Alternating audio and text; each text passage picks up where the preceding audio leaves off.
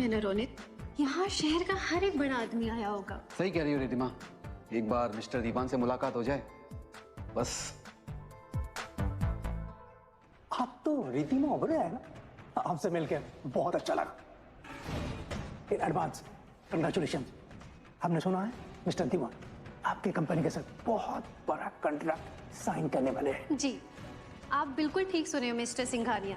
बस मिस्टर दीवान के आने का इंतजार है। वो जैसे ही आते हैं हम सामने ही डील क्लोज कर लेंगे। मिस्टर दीवान का इंतजार सिर्फ आप ही को नहीं, इस पार्टी में मौजूद सभी को है, क्योंकि उन्हें आज तक किसी ने देखा जो नहीं है। और मैंने तो ये भी सुना है आज की इस पार्टी में वो बहुत बड़ा अनाउंसमेंट करने वाले हैं और सबके सामने अपनी वाइफ को इंट्रोड्यूस करने वाले हैं।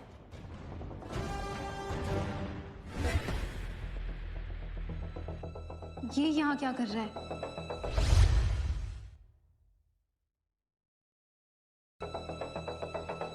ये तो मैं देखता हूँ। विराज, तुम यहाँ क्यों आए हो? मेरा तुम्हारे साथ कोई रिश्ता नहीं है, समझे? अभी के अभी तुम यहाँ से निकल जाओ वरना अच्छा नहीं होगा। मैंने कब कहा मेरा तुम्हारे साथ रिश्ता है? और वैसे भी मैं यहाँ पर तुम्हारे लिए नहीं आया हूँ। अच्छा, तू यहाँ रिद्धिमा के लिए नहीं आया? ओह, कहीं ऐसा तो नहीं कि मिस्टर दीवान ने तुझे इनवाइट किया है और तू उनका स्पेशल गेस्ट है? कुछ भी रोने, इसकी हालत तो देखो। मिस्टर दीवान इससे अपनी इतना चौकीदारी पे भी ना रखे। क्या हुआ मिस्टर रोहित, कोई प्रॉब्लम है? क्या बताऊं मिस्टर सिंघानिया, ये फटीचर अच्छे खासे कपड़े पहनकर इस पार्टी में घुसा है और मेरी मंगेतर को परेशान कर रहा है। ओह गॉड, ये अंदर कैसे आ गया? वहाँ सिक्योरिटी तो है ना?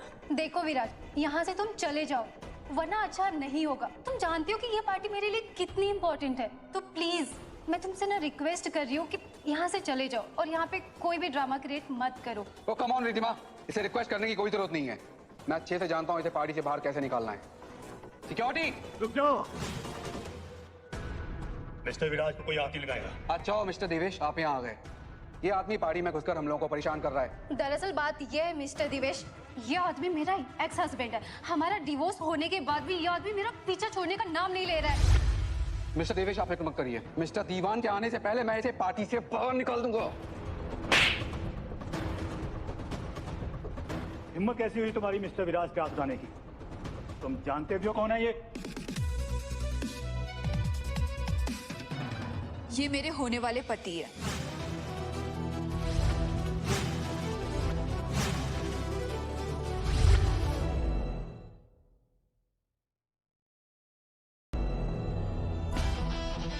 तो वही लड़की है ना, मारिया मित्तल, मित्तल इंडस्ट्रीज का इकलौती वारिस।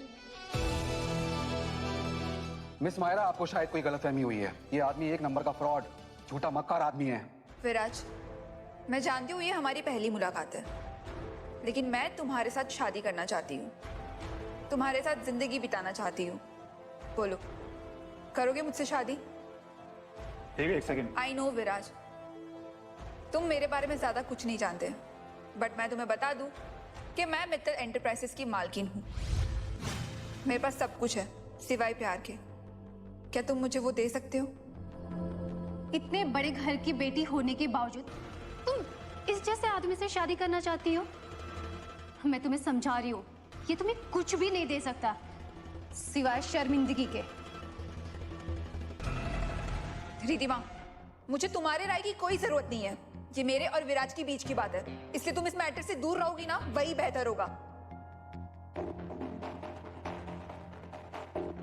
बोलो विराज, क्या फैसला है तुम्हारा? करोगे मुझसे शादी? एक सेकंड, मिस्टर विराज तो... बताओ विराज, करोगे मुझसे शादी?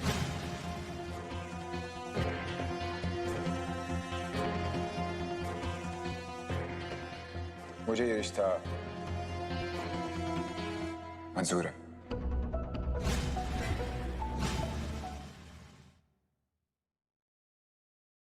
क्या जमाना आ गया है, इतनी बड़ी घर की लड़की होने के बावजूद भी इस रिचर्ड जैसे लड़के से शादी करने वाला है। जरूर दाल में कुछ काला है। आई होप अब इस पार्टी में किसी को भी विराज से कोई भी प्रॉब्लम नहीं होगी। तो चले मिस्टर हस्बैंड। मैं तुम्हें सिर्फ समझा रही हूँ मायरा, इसके साथ शादी करके तुम अपनी लाइफ का सबसे गलत डिसीजन ले रही हो। 5 साल बिताए मैंने इस आदमी के साथ। ये किसी लायक नहीं है। अभी भी वक्त है, सोच लो। अच्छा, तो अब तुम मुझे बताओगी कि मुझे क्या करना चाहिए और क्या नहीं? मैं बस तुम्हारे भले की बात कर रही हूँ। इस तरह के लड़के औरतों के पल्लू से बन के सिर्फ उनका बोझ बढ़ाते हैं और कुछ नहीं। रिद्धिमा, तुम मेरे बोझ से आजाद हो। खुश रहो अपने रोनित के साथ। मेरी लाइफ में दखलंदाजी मत करना।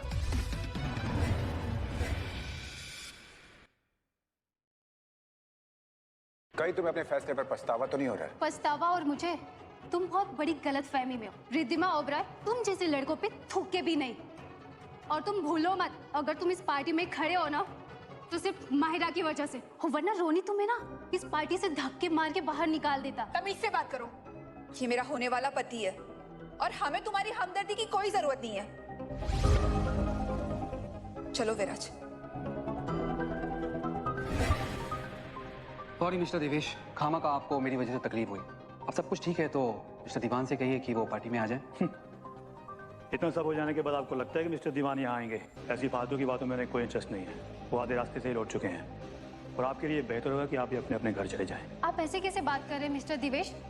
अगर मिस्टर दीवान नहीं आएंगे तो फिर हमारा कॉन्ट्रैक्ट वो सब मुझे नहीं पता। वो कॉन्ट्रैक्ट कैंसिल हो चुका है। मिस्टर दिवेश सुनिए तो, उस विराज की वजह से इतना बड़ा कॉन्ट्रैक्ट मेरे हाथों से चला गया। मैं उस विराज को छोड़ूंगी नहीं। क्या मैं जान सकता हूँ तुम मुझसे शादी क्यों करना चाहती हो? सब बताऊंगी तुम्हें, लेकिन यहाँ नहीं, कहीं और।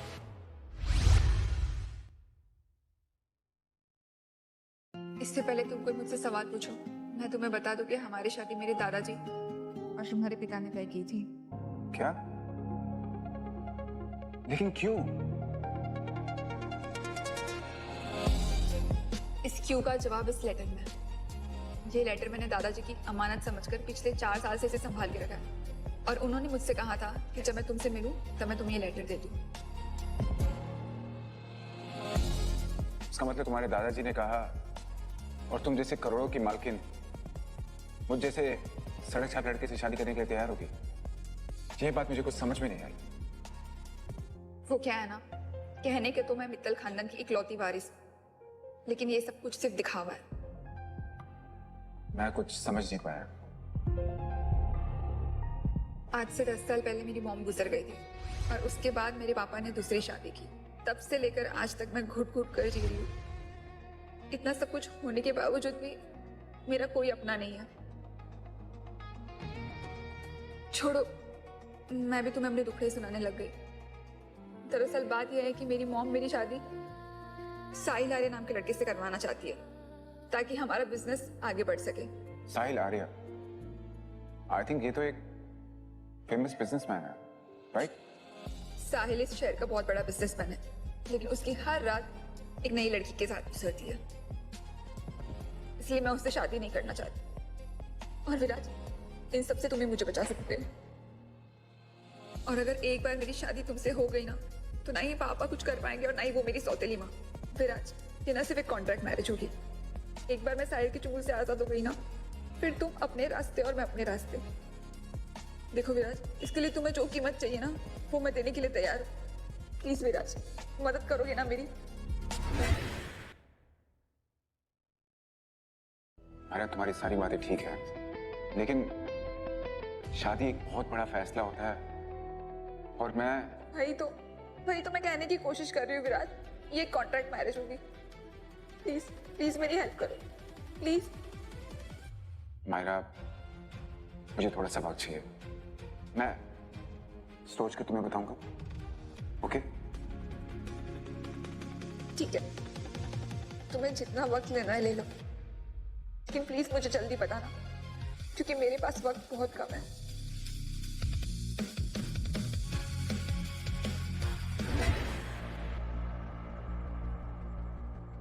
अरे मायरा, तुम कहाँ थी अभी तक?